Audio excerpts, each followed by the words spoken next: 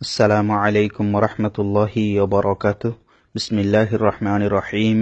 আলহামদুলিল্লাহি রাব্বিল আলামিন ওয়াল আকিবাতু লিল মুত্তাকিন ওয়াস সালাতু ওয়াস সালামু আলা নাবিয়িনা মুহাম্মদ ওয়া আলা আলিহি ওয়া আসহাবিহি আজমাইন, আম্মা বা'দ। রব্বি জিদনি ইলমা রব্বি ইয়াসসির ওয়া লা তু'আসসির ওয়া তাম্মিম বিল খাইর। ওহির পথ তালিমুল কোরআনের প্রিয় শিক্ষার্থী ভাইয়েরা, আজকে আমাদের পড়া হচ্ছে তিন আলিফ মত সম্পর্কে। তো গত ক্লাসে আমরা পড়েছিলাম এক আলিফ মত। আমরা সর্বপ্রথম পড়েছিলাম মত মোট 10 প্রকার, এক আলিফ মত 3 প্রকার। তো আজকে আমাদের পড়া হবে তিন আলিফ মত। তিন আলিফ মত হচ্ছে 2 প্রকার। এখানে আপনারা লক্ষ্য করুন, নিয়মগুলি বাংলা লেখা রয়েছে। আপনারা এই নিয়মগুলি বাংলা পড়ে ভালোভাবে মুখস্থ করে নেবেন। এখানে দেখুন, বাংলা পড়ে আপনারা মুখস্থ করে নেবেন এবং ক্লাসের মধ্যে সুন্দরভাবে শুনিয়ে দিবেন। আমি বলে দিচ্ছি, লক্ষ্য করুন। 2 নং অর্থাৎ ধারাবাহিকতা যে আলোচনা চলছে মত সম্পর্কে, মত মোট 10 প্রকার। তো 10 প্রকারের মধ্যে আজকে হচ্ছে 2 নং আলোচনা। তিন আলিফ মত 2 প্রকার, যথা ক মধ্যে আরজি ওয়াক্ত ওয়াকফের কারণে, অর্থাৎ যে মতটি ওয়াকফ করলে করা হয় সেটাকে বলা হয় মধ্যে আরজি। এখানে নিয়মটা আরো বিশ্লেষণ করা হচ্ছে। মদের হরফের বামের হরফে ওয়াকফ করিলে 3 আলিফ টানিয়ে পড়িতে হয়। ইহাকে মধ্যে ওয়াকফিও বলা হয়, যথা রহিম। এখন আপনারা বুঝুন এখানে নিয়মটি। 3 আলিফ মত হচ্ছে 2 প্রকার। 1 নম্বর হচ্ছে মধ্যে আরজি, 2 নম্বর হচ্ছে মধ্যে মুনফসিল। তো প্রথমত মধ্যে আরজি, মদের হরফের বামের হরফে ওয়াকফ করিলে মদের হরফটাকে 3 আলিফ টেনে পড়তে হয়। এভাবে 3 আলিফ টেনে পড়াটাকে মধ্যে আরজি বা মধ্যে ওয়াকফি বলে। তো এখানে নিয়মটা ছিল এটা, দেখুন, রহিম।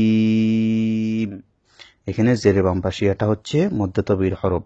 মধ্যতবির হরফে পরে মিম রয়েছে, মিমের মধ্যে ওয়াকফ করা হয়েছে।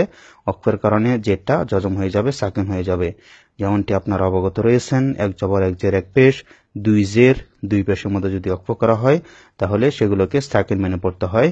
তো এখানে যেহেতু এক জের রয়েছে সে কারণে এটা জজম হয়ে যাবে।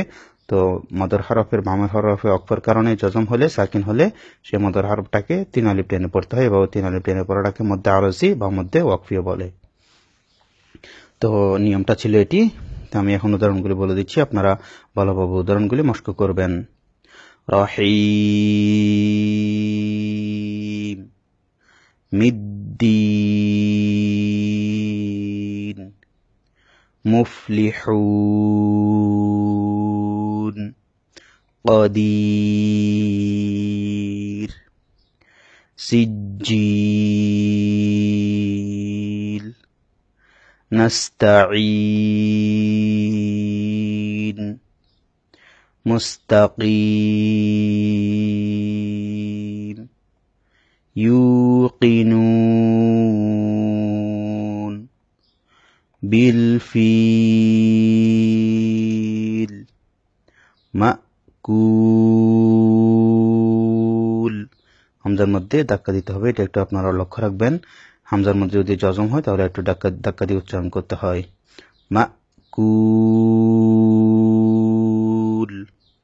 ওয়ালিয়াদিন, হিমসাহুন। এখন 2 নম্বর হচ্ছে মধ্যে মুনফসিল। এখানে দেখুন, মধ্যে মুনফসিল অর্থ পৃথক পৃথক। এখানে পৃথক পৃথক কি হবে সেটা এখানে বোঝানো হচ্ছে। মদের হরফের উপর 3 আলিফের চিহ্ন এবং বাম পাশে লম্বা হামজা থাকে।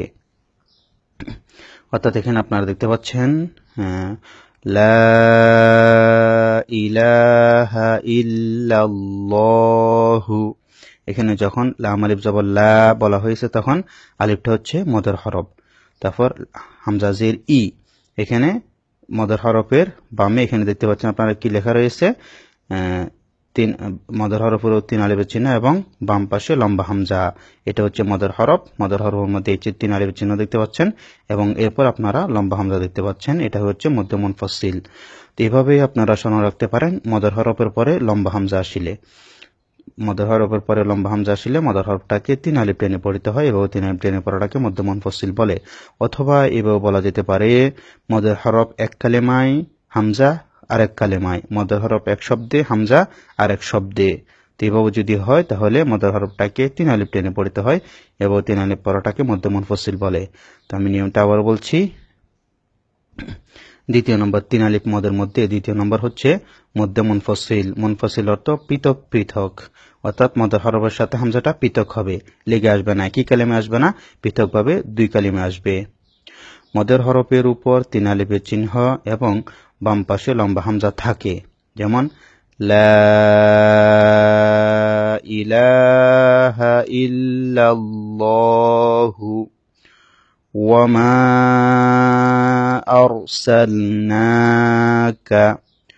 ওয়া আলা আলি ইলাইনা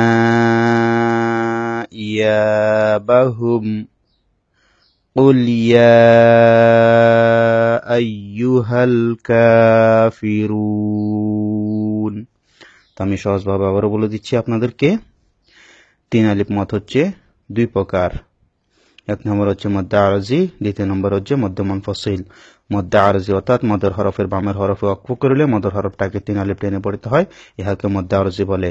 মধ্য মুনফসিল হচ্ছে মদের হরফের পরে লম্বা হামজা আসিলে, অথবা মদের হরফ এক কালেমায় হামজা আরেক কালেমায়, অথবা মদের হরফের উপর 3 আলিফের চিহ্ন বামে লম্বা হামজা, এভাবে হলে মধ্য মুনফসিল হয়। মধ্য মুনফসিল হলে মদের হরফটাকে 3 আলিফ টেনে পড়তে হয়।